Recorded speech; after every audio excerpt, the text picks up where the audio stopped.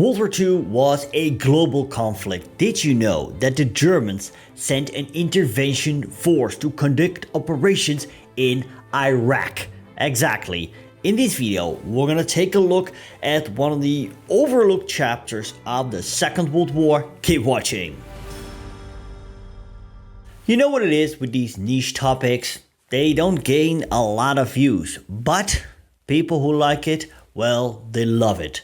Speaking about things you can love, I love coffee. And you can support me.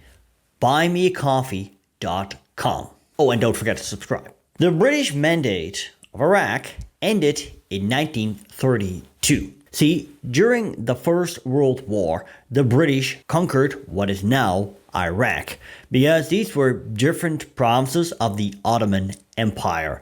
And when World War II was over, the British were awarded with the mandate over Iraq. Now, this meant that the area was to become under British administration, but not permanently. One day, Iraq would become independent, and that day came in 1932. Although independent, well, the British administration ended, yes, but not their influence.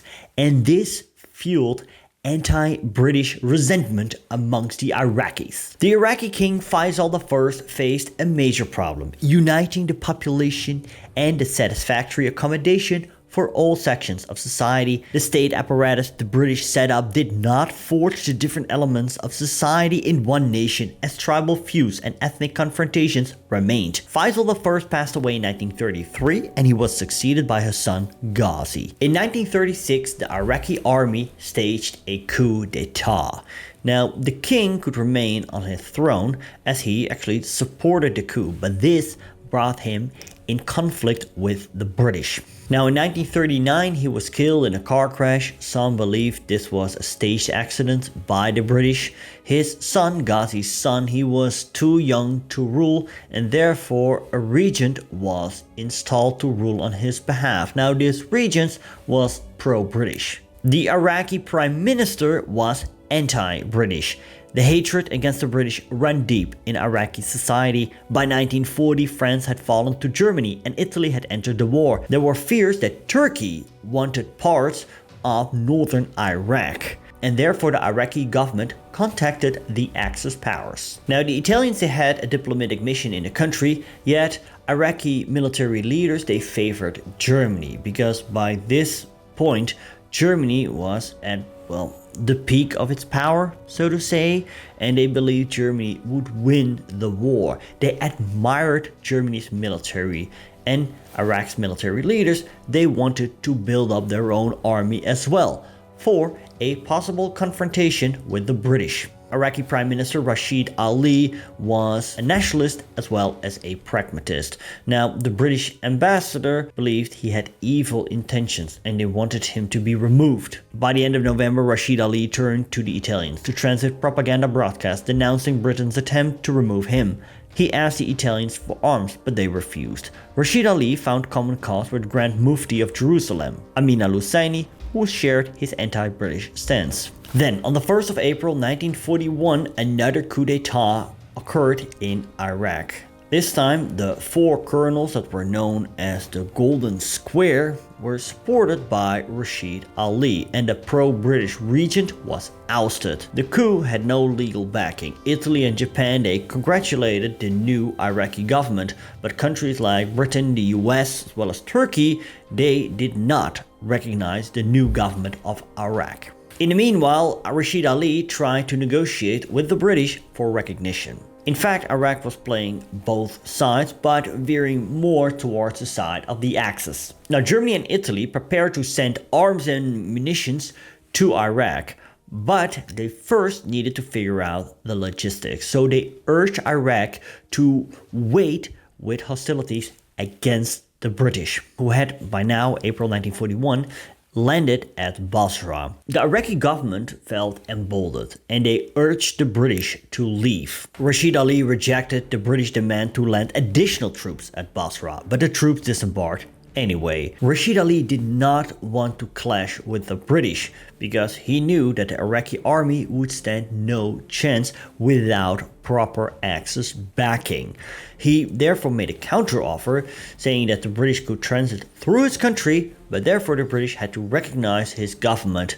But this was too late, as on the 2nd of May, the early morning, 5 a.m., the British started hostilities against Iraq. When the British planes based in Habaniya bombed the Iraqi positions and the Iraqis returned fire, we were forced, Rashid Ali announced to the people the next day, and so the Anglo-Iraqi War started. The British advanced quickly and overwhelmed the Iraqi forces. German help did not alter this, and most help did not arrive at all. But what were the Germans able to deliver to their latest ally, the Kingdom of Iraq? On the 23rd of May, Hitler issued Order Number 30. The Arab freedom movement in the Middle East is our natural ally against England. In this connection, special importance is attached to the liberation of Iraq. I have therefore decided to move forward in the Middle East by supporting Iraq. Now, in reality, the German mission had already started earlier. The military mission had a cover name Sonderstab F, Special Staff F. It included components of the Abwehr base Brandenburgers and Luftwaffe. Sonderstab F was commanded by General der Flieger Hellmuth Felmy. Fliegerführer Iraq, Flyer Command Iraq, was the Luftwaffe component of Sonderstab F. And while it was a part of Sonderstab F military mission, it was also somewhat separate from it. Its personnel reported to Luftwaffe High Command and did not to the chief of the OKW. In the 6th of May, in accordance with the Paris Protocols, Germany concluded a deal with the Vichy French government to release war material including aircraft from sealed stockpiles in Syria and to transport them to the Iraqis. The French also agreed to allow the passage of other weapons and stores and to loan several air bases in northern Syria to Germany for the transport of their aircraft to Iraq. On the same day, Luftwaffe Oberst Werner Jung received instructions in Berlin that he was to take to Iraq a small force of aircraft, which was named Special Force Jung, Sonderkommando Jung. After a meeting with Reichsmarschall Hermann Göring, Jung was named the commander of the mission in Iraq. He was briefed by Generalleutnant Hans Jesenek, Göring's chief of staff. While under Jung's tactical direction, Sonderkommando Jung was to be under the overall direction of Jesenek. The aircraft of Sonderkommando Jung had Iraqi markings and operated from an airbase in Mosul, 386 kilometers, 240 miles north of Baghdad. Now, the German military mission reached Aleppo in Syria on the 9th of May. Accompanied by two Messerschmitt Bfs 110s, they reached Baghdad on the 11th of May, and on the 13th the bulk of Jung's force arrived in Mosul. The flight had taken the aircraft some 36 hours and covered 1,200 miles. Transport began to stage through Aleppo to Mosul on the 14th of May. On this date, the further 3 Messerschmitts and 3 Heinkels arrived in the city. Now, due to some damage in the rear wheels, these planes could not take off right away.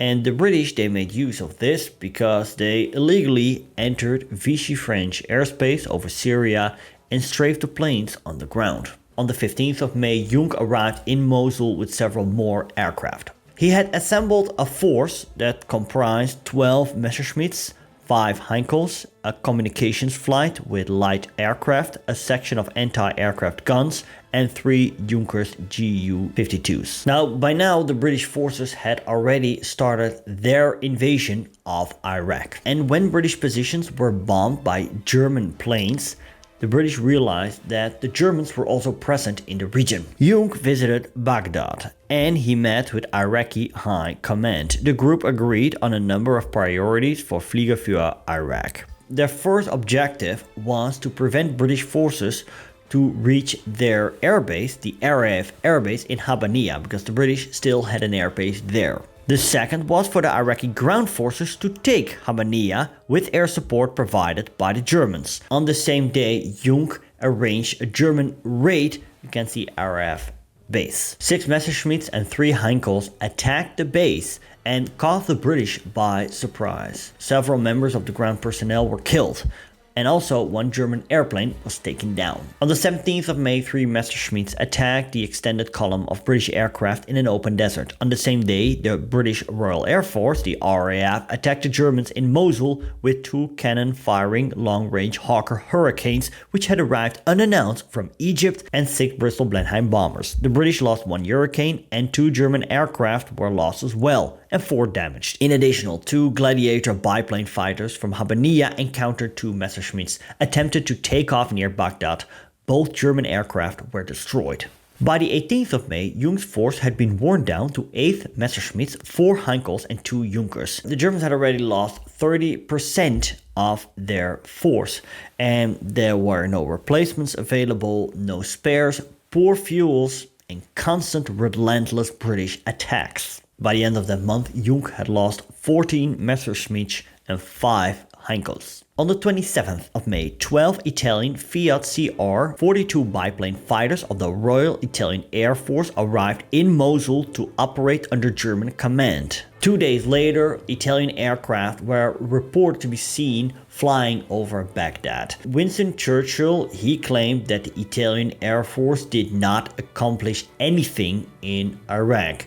Others state that the Italian aircraft did participate in the air battle over Baghdad. On the 28th of May, the Germans sent a panicking message to Berlin, claiming the situation was hopeless, as the British were driving towards Baghdad with over 100 armed vehicles. By now, Jung had no more Messerschmitts available and only 2 Heinkel bombers with just a few bombs left. Therefore, the German force, or what was left of it, left Iraq the cover of darkness on the night of the 29th of May. This ended the German military mission in Iraq. Now, the Germans also established ground forces with the purpose of serving in Iraq, Sonderverbände 287 and Sonderverbände 288.